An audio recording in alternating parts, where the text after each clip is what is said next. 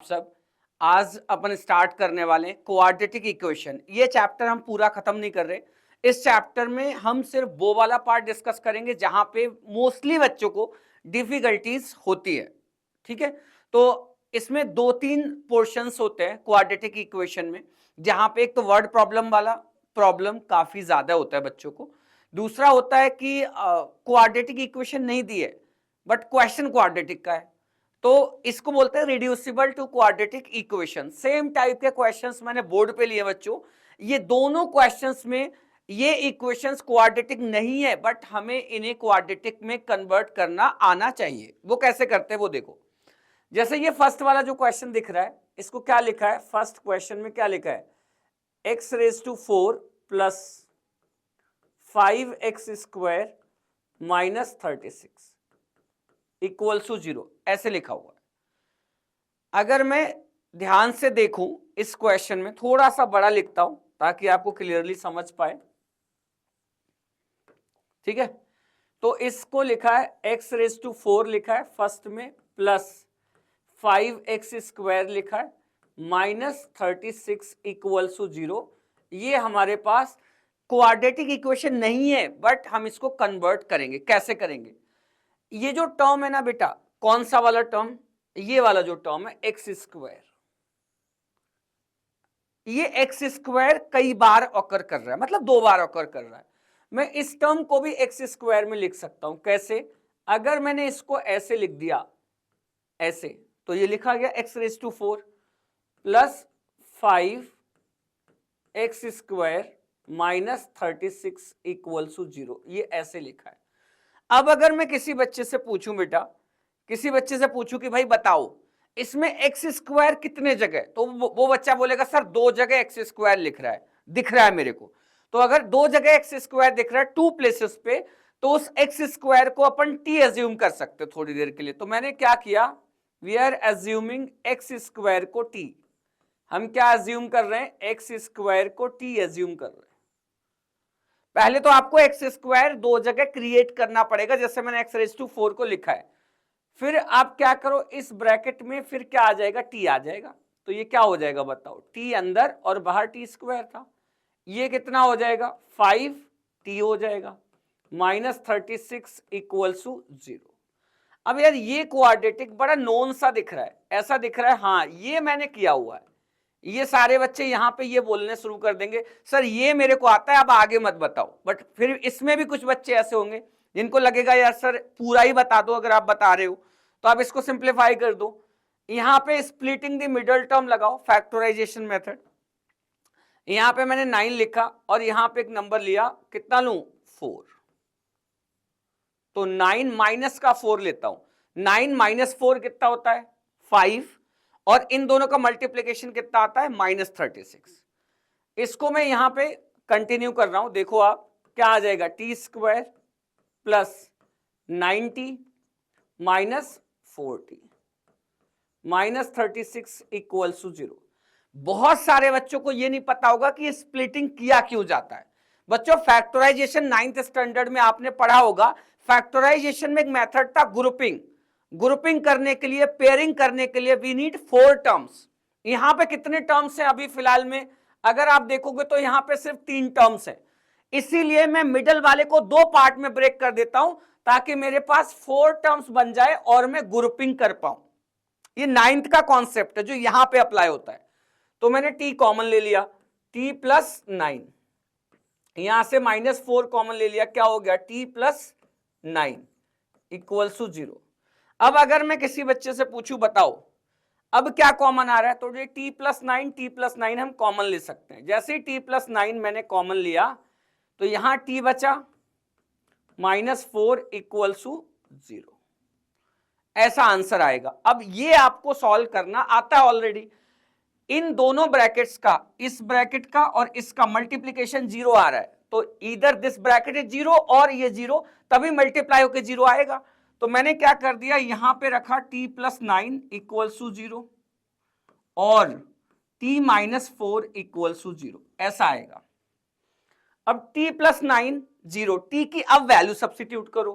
तो t क्या लिया था मैंने? x², तो x square plus 9 equals to 0 और x square minus 4 equals to 0 ऐसा आ रहा है। कभी भी एक्स स्क्वायर की वैल्यू, अब मैं थोड़ा और एक अच्छा सा कॉन्सेप्ट आपको बताता हूं, आप थोड़ा सा ध्यान दो। कभी भी एक्स स्क्वायर की वैल्यू या तो 0 होगी या 0 से ज्यादा होगी। एक्स स्क्वायर की वैल्यू 0 होगी या 0 से ज्यादा होगी।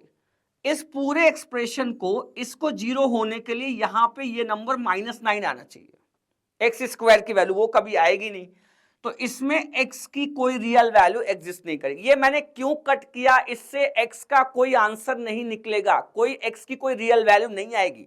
क्यों नहीं आएगी? बिकॉज एक्स स्क्वायर प्लस 9 कभी 0 नहीं होगा। क्यों नहीं होगा? बिकॉज एक्स स्क्वायर लगा है तो ये कभी -9 नहीं दे सकता, इसीलिए -9 प्लस 9 0 होना चाहिए।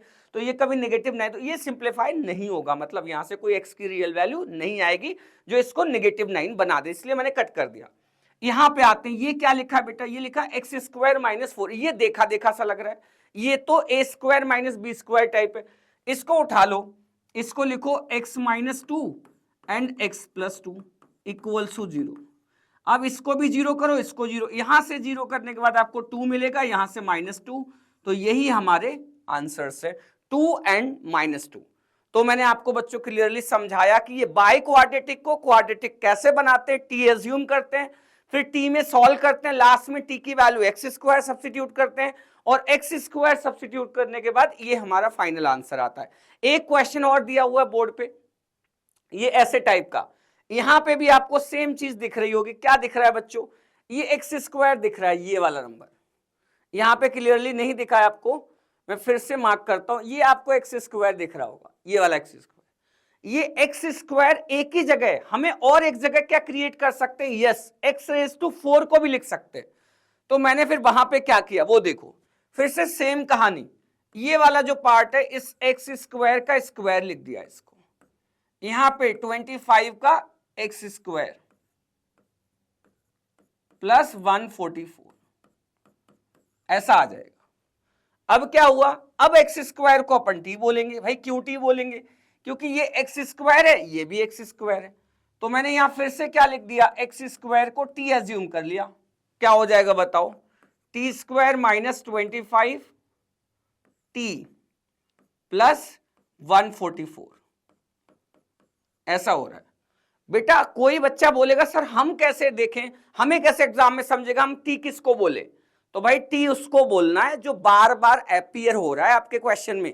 एक्स स्क्वायर यहां भी अपीयर हो रहा है, यहां भी एक्स स्क्वायर का स्क्वायर अपीयर हो रहा है, मतलब एक्स स्क्वायर 2 बार अपीयर हो रहा है इस पूरे इक्वेशन में, तो एक्स स्क्वायर को टी बोलना पड़ेगा। जो चीज दो एक बार से ज्यादा अपीयर हो जाएगी उसी को अपन टी बोलेंगे, ठीक है। चलो अब ये आपको पता है क्वाड्रेटिक है टी में, इसको कैसे सॉल्व करते हैं? तो यहां -16 कर दिया, यहां -9 कर दिया। सर ऐसे कैसे? -16 एंड -9 का सम कितना होता है? -25। 16 9 जा -16 -9 का मल्टीप्लीकेशन क्या होगा? 144 पॉजिटिव, ठीक है। तो ये हमने स्प्लिटिंग सही की है। स्प्लिटिंग क्यों करते हैं ये मैंने वहीं पे बताया था। ये 3 टर्म है, ट्राइनोमियल है, हमें 4 टर्म्स बनाने ताकि ग्रुपिंग हो पाए, फैक्टराइज हो पाए। तो मैंने क्या कर दिया यहां से, T square -16t -9t plus 144 ऐसा लिख दिया बच्चों। अब ग्रुपिंग हो जाएगी, आप इसको ग्रुपिंग कर दो, इसको कर दो। यहां से जब आप t कॉमन लोगे क्या बचेगा? t -16, यहां पे -9 कॉमन लिया, क्या बचा? t -16 equals to 0। यहां से आप क्या करोगे बताओ? t -16 आपने कॉमन ले लिया, क्या बचा बेटा? t -9 equals to 0। अब आपको समझ आ गया होगा, आगे का प्रोसेस आपको ही करना, मैं ये क्वेश्चन करने वाला नहीं हूं। यहां पे क्या दिया है? t -16 t -9 दोनों का मल्टीप्लीकेशन 0 है।